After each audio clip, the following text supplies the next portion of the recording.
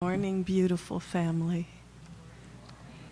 I'm honored once again to be here with all of you to share. And so when I got the call, when was it? The middle of the week or something? Yeah.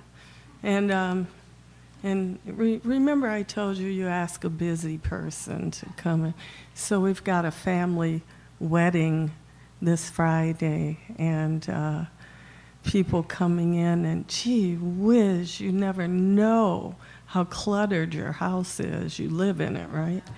Until you try to prepare for guests. So it's really been a lot of fun. And so when I got the call, I said, what do we need to know about? And I was watching the news, right? Our politics that I try to stay away from, but sometimes they just seep in. And so these are the two words I heard: compassion and forgiveness. We all have experiences that have left us feeling upset. As emotions are endless, so are the feelings that we are left with. These feelings can cause stress, illnesses. They also alter how we respond to life. They do serve a purpose in that they teach us about life and ourselves. But with unresolved negativity, it has a tendency to turn back upon us in different ways. It becomes a part of us. It influences how we make decisions and what we do in life.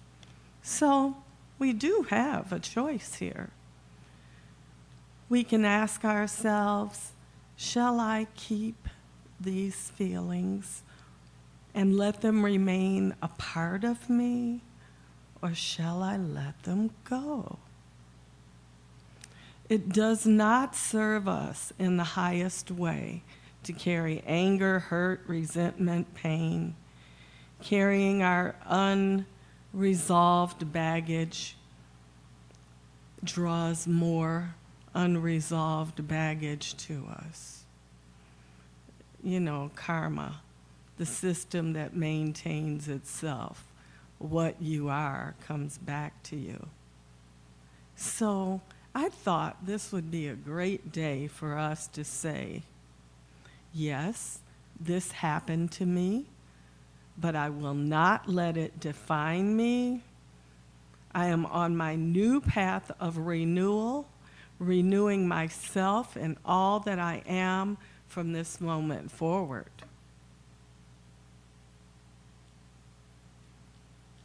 What do you think of that? Is it a good idea? Yeah, good idea. Okay. So our next step after our declaration of renewal is self-realization, compassion, compassion for ourselves.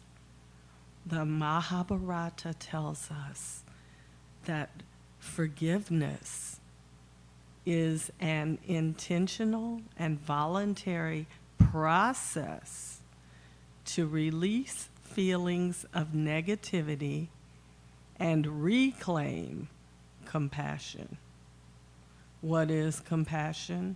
It's defined as sympathy with the desire to help. But we need to help ourselves first to add strength to the world. To forgive is an act of reconciliation within our hearts. We begin with forgiving ourselves first. Maybe it's something we said or we didn't say, we did or we didn't do. We're shoulding ourselves. But I think this is a good time to ask you to do an exercise with me. Are you up for that? So I'm going to ask you to close your eyes. Take a deep breath to release. And then see in your hands a purple bag. It's made out of cloth. It's filled with the violet flame. Freedom's forgiving, transmuting flame that combines pink and blue. Pink for love, blue for cleansing, the violet flame. Think of something that you want to forgive, that you want to release. When you're ready, take the bag and blow that thought form with a deep breath into the violet flame, into that bag. Now.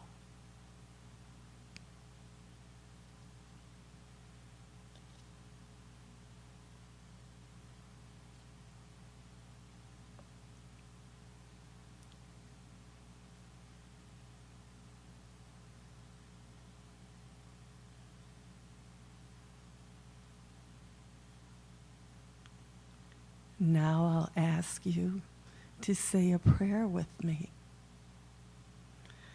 This prayer is a prayer of release that is in my husband's book, Shaman James, that he uses for all kinds of things, exorcisms. And so I'll ask you to repeat after me. And I'll ask you, when you say the part I, and state your name there, okay? That'll be the second line. Are you ready? From the Lord God of my being, I, Cynthia Lynn, and all the names my soul has borne, I forgive and release all judgments and the laws and limitations they have created. Those that I have made and accepted from others, known and unknown, from the beginning of all memory. So I say it, and so it shall be. All limitations are lifted from me. Take a deep breath and blow the limitations into that purple bag.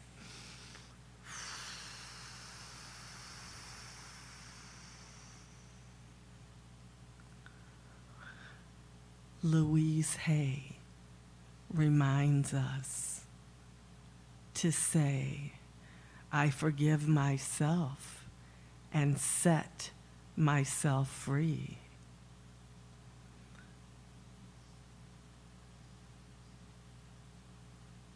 The Dalai Lama declares, love and compassion are necessities, not luxuries. So, what we need to do is always remember that we need to forgive ourselves first, because we allowed ourselves to be in whatever situation we were in that we want to forgive in the first place. We'll get to that. But then there's forgiving others as well, right? All of us are continually making mistakes and learning. Maybe learning is an assumption, but the karmic system is self-sustained. It runs itself, showing us who we are and what we're doing by giving it back to us. And if we're paying attention, we can begin to see what our patterns are and what we want to change. Yet we're taught to look upon life through a critical eye.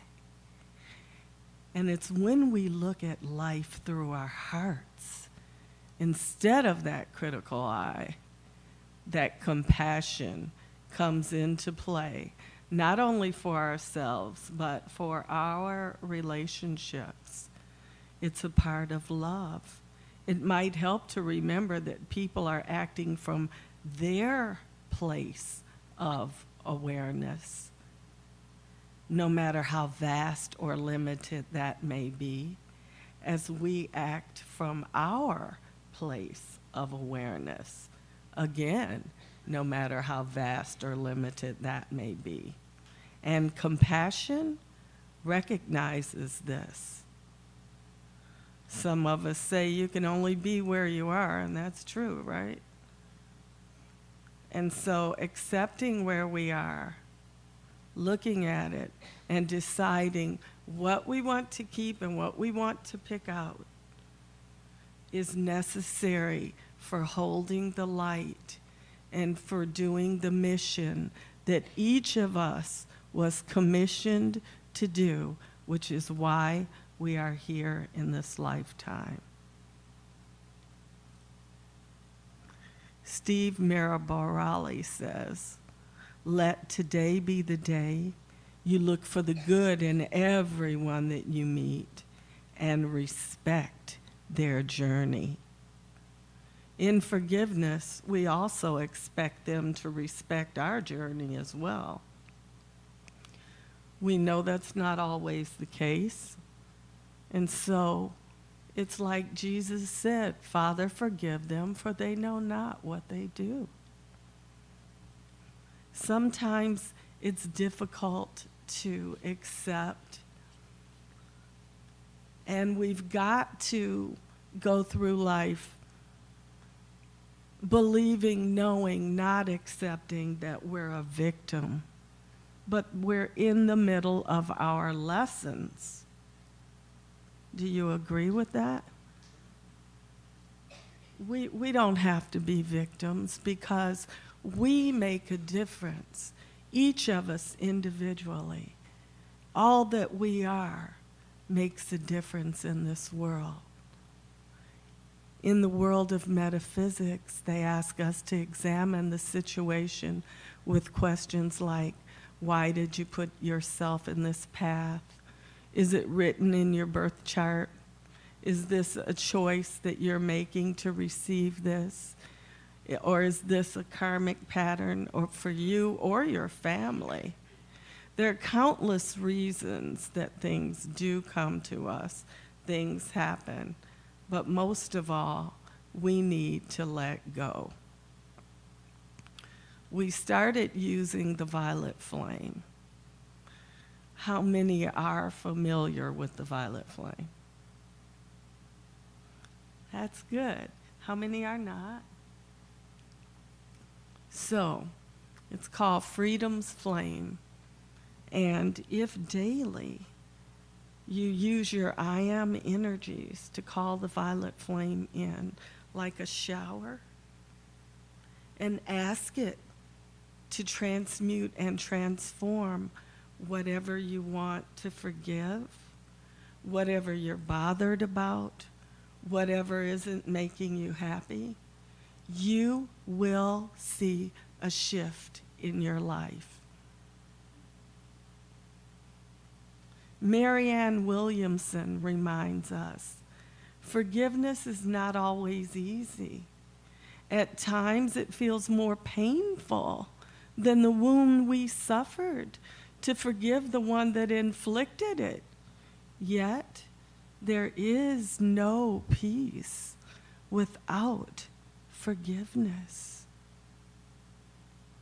Jack Canfield says, the word forgive really means to give something up for yourself, not for them, but for yourself.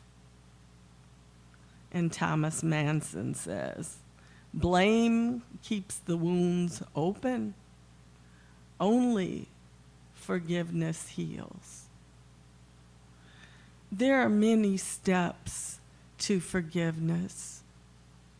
We did a fun exercise here, but understanding the why,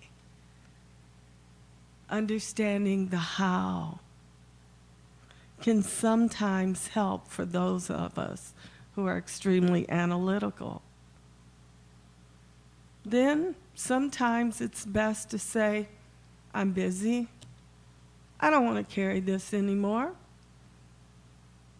I'm just going to write it down and burn it, send it away. Sometimes that works completely. Sometimes it's like peeling an onion. Oh, gee whiz. Another feeling about that came up. I didn't know I felt that way, but okay, I've got more to burn. Let's write more down. Let's burn it. Let's send it away, right? It's a process, but it's a necessary process because we don't want to carry that baggage. We do want to feel that joy in our heart. We do want to feel exhilarated and be that sun that walks into the room, shining that love on everyone. I'll tell you a little story about Buddha that's a true story, I understand. So Buddha was in an assembly when a man walked in and he was really angry. He thought Buddha was doing something wrong. He was drawing in these huge crowds of people just to meditate. He says that his children were going there, spending 4 hours a day sitting around with people with their eyes closed. They should be home running the business. What is this? Are you kidding me? So he walks up to Buddha, but then when he gets into all that light, he's suddenly speechless. He doesn't know what to say, but is angry. So the anger didn't really dissipate. So he decides to spit on Buddha. Can you imagine? So he spits on him, and Buddha smiles at him. And he can't understand why Buddha smiles at him. So Buddha's disciples, they want to get up and, probably deck this guy, right? But they have to sit there because Buddha expects them to live in the light. This is why they're there, to learn to be the light. So the man goes home that night. He stood in the light of Buddha. There was a transformation. He comes back the next day and he throws himself at the feet of the Buddha. And he says, forgive me, please forgive me. I did not understand. Buddha says, forgive? But I'm not the same man to whom you did it. The Ganges River goes on flowing. It is never the same Ganges again. Every man is a river.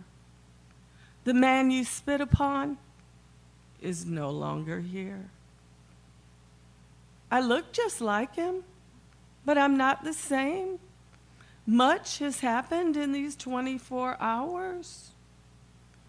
The river has flowed so much. So I cannot forgive you because I have no grudge against you. And you are also new. I can see that you're not the same man who came yesterday because that man was angry. So let us forget about it. Those two people, both are no more. Come closer. Let us talk of something else. Let's think about that for a minute. The people that we have grudges against, are they the same as when they committed whatever it was that made us feel angry, hostile, disrespected? maybe they're different too. So it doesn't serve our highest good to continue to carry that negativity around. It serves us to hold and embrace the light and say, that's really who I am. Not that angry person, not that person holding on. A Sufi holy man was asked a question. What is forgiveness? He responded, it is the fragrance that flowers give when they are crushed. Plato recommends that we be kind, for everyone you meet is fighting a harder battle. And then there's Alexander Pope. You guys remember Alexander Pope? To err is human, to forgive is divine. It is our job to hold the light at all times. The more light that we carry, the more the dark things in us jump out to come up. So you'll ask yourself, what's going on? I live according to the rules. I love God as I love myself. I'm kind to my neighbors. I treat everyone with respect. Maybe sometimes when I'm driving I don't know. But most of the time I do. So what is this coming back on me? And what it is this. As you become lighter, the things that are in your karmic belt come out to be resolved. They come out to be looked at. And you have to use discernment. You have to look at it and say, hang on, that doesn't belong to me.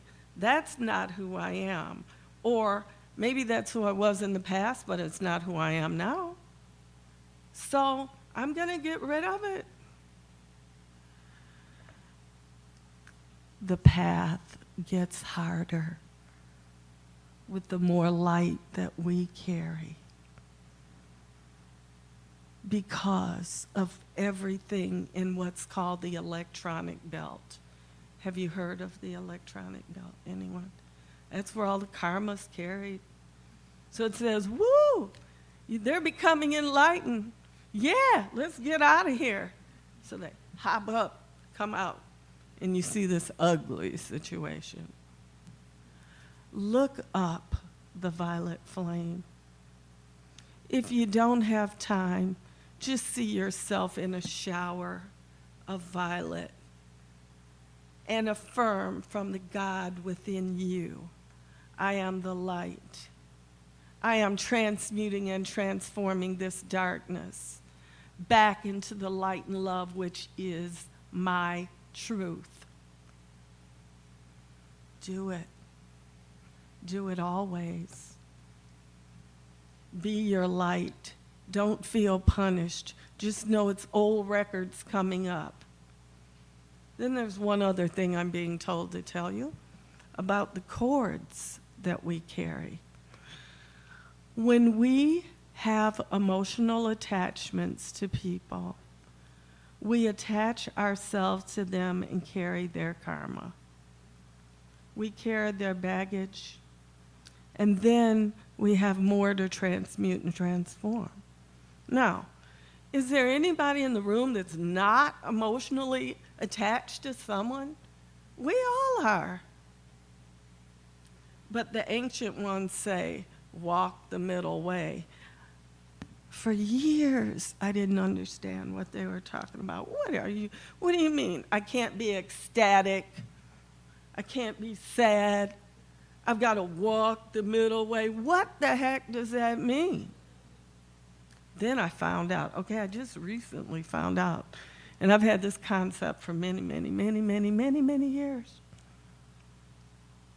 So because we're in the world of polarities, negative and positive charges. Whatever we carry, we draw the opposite of too, right? Example, you're super duper happy.